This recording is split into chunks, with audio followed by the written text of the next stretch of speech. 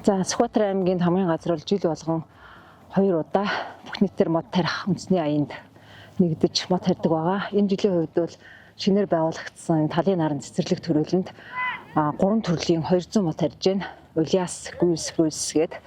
За та албан агчид маань нийт 40 гаруй хүн хамрагдаж байна.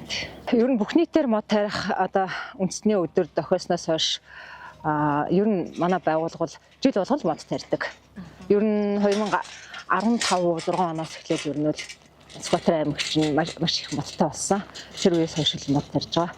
Мод гэдэг маань өөрөө маш их ач холбогдолтой байгаль орчиндөө. Мод байгаа газар ус байдаг, мод байгаа газар амьд организм байдаг. Тийм учраас одоо мод ихээр одоо тарьснараа тэр газар чигшэлтэй байдаг тий. Нүүрс төрөгч ялгарч идэг, амьд организм байж идэг. Тэгээд яг мод тарих ч өөрөө буян.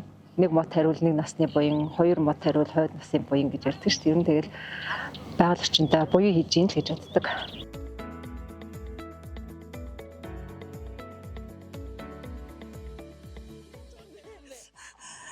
За ер нь бол олон мод тарихаар байгаа. Нэг хүний хэдийг тарьж ийн ер нь? 200 мод гэдэг чинь нэг хүний бас нэг 3 мод биш.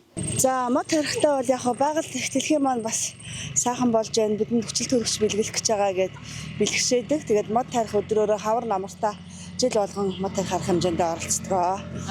Шороогоо бас өөртөө зөөгөө явж байгаа юм байна. Тэгэхээр хүнд байна. Тэр ядарч байна. Шороо хүнд байна.